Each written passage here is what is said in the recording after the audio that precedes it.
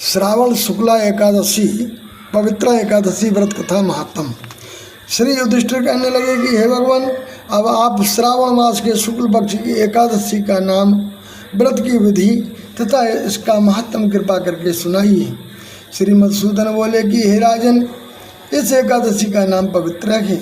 इसकी कथा सुनने मात्र से ही वाजपेयी यज्ञ का फल मिलता है। द्वापर युग के आरंभ में महेशमती नाम की एक नगरी थी, जिसमें महीजित नाम का राजा राज्य करता था। परंतु पुत्र न होने के कारण राजा को राज्य दुखदायक लगता था। पुत्र सुख की प्राप्ति के लिए अनेक उपाय किए, परंतु राजा को पुत्र की प्राप्ति नहीं हुई। वृद्धावस्था आती हुई देख राजा अपनी प्रजा के प्रतिनिधियों को बुलाकर बोला कि हे प्रजाजनों, मैंने इस जन्म में कोई पाप नहीं किया है और ना ही मेरे खजाने में अन्याय से प्राप्त किया हुआ धन है। मैंने देवताओं तथा ब्राह्मणों का धन भी कभी नहीं छीना है। किसी दूसरे की धरोहर भी मैंने नहीं ली है। प्रजा का पुत्र के समान पालन किया है। मैं अपराधियों को पुत्र एवं बांधवों की तरह दंड देता रहा हूँ। कभी किसी से घृणा नहीं की, सबको समान माना है। सज्जनों का सत्कार किया है।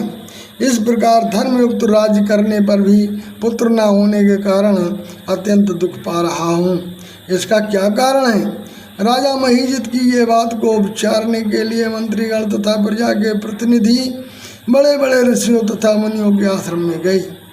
एक आश्रम में उन्होंने अत्यंत वयोवृद्ध तपमेली निंद्राहार जितेंद्रिय जितात्मा क्रोधजित सनातन धर्म के गूढ़ तत्वों को जानने वाले समस्त शास्त्रों के ज्ञाता महान महात्मा लोमस मुनि को देखा, जिनका कल्प के व्यतीत होने पर एक रोम गिरता था। सब ने जाकर ऋषि को प्रणाम किया और उनके सामने बैठ गए। उन्हें देखकर ऋषि ने पूछा कि आप लोग किस कारण आए हैं? निस्संदेह मैं आप लोगों का हित करूंगा। मेरा जन्म केवल दूसरों के उपकार के लिए ही है। लोमस ऋषि के ऐसे वचन सुनकर सब लोग बोले कि हे महर्षि, यद्यपि आप हमारी बात जानने में ब्रह्मा से भी अधिक समर्थ हैं, मगर फिर भी हम अपनी व्यथा कहते हैं। महेशमतीपुरी का धर्मात्मा राजा महीजित प्रजा का पुत्र समान पालन करता है, परंतु फिर भी वो पुत्रहीन है। हम लोग उसकी प्रजा हैं, अतः उसके दुख से हम भी दुखी हैं। हमको पूर्ण विश्वास है कि आपके दर्शन से हमारा ये संकट अवश्य दूर हो जाएगा, क्योंकि महान पुरुषों के दर्शन मात्र से अनेक कष्ट दूर हो जाते हैं। अब आप कृपा करके राजा के पुत्र होने का उपाय बतलाएं। ये वार्ता सुनकर ऋषि ने थोड़ी देर के लिए अपने नेत्र बंद किए और राजा के प्रथम जन्म का वृत्तांत जार कर कहने लगे कि ये राजा पूर्व जन्म में एक निर्धन वैश्य था। निर्धन होने के कारण इसने अनेक बुरे कर्म किए। ये एक गांव से दूसरे गांव व्यापार करने के लिए जाया करता था। एक समय ज्येष्ठ मास के शुक्ल पक्ष की द्वादशी के दिन मध्याह्न काल के समय, जबकि वो 2 दिन का भूखा प्यासा था, एक जलाशय पर जल पीने गया। उस स्थान पर एक तत्काल की ब्याही प्यासी गौ जल पी रही थी। राजा ने उस प्यासी गौ को जल पीते हुए हटा दिया और स्वयं जल पीने लगा। इस कारण राजा को ये दुख सहना पड़ा कि एकादशी के दिन भूखा रहने से वो राजा हुआ और प्यासी गौ को जल पीते हुए हटाने के कारण पुत्र वियोग का दुख भोगना पड़ा।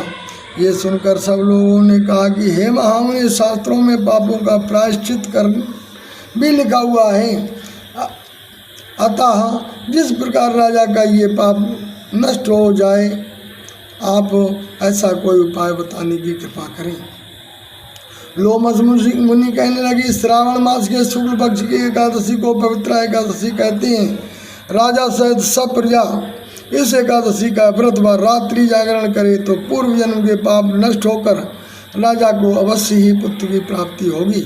लोमस ऋषि के ये वचन सुनकर मंत्रियों सहित सारी प्रजा नगर को वापस लौट आई और श्रावण शुक्ला एकादशी आई तो सबने मिलकर ऋषि की आज्ञानुसार राजा सहित पवित्र एकादशी का व्रत और जागरण किया। इसके पश्चात द्वादशी के दिन इसके पुण्य का फल राजा को दिया गया। उस पुण्य के प्रभाव से रानी ने गर्भ धारण किया और प्रसव काल बीतने पर अत्यंत तेजस्वी पुत्र को जन्म दिया।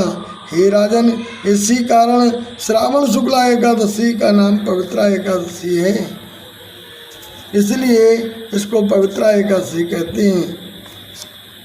संतान सुख की इच्छा करने वालों को ये व्रत अवश्य करना चाहिए। इस एकादशी के महात्म को सुनने से मनुष्य के सब पाप नष्ट हो जाते हैं और इस लोक में संतान का सुख भोग कर अंत में स्वर्गलोक की प्राप्ति होती है।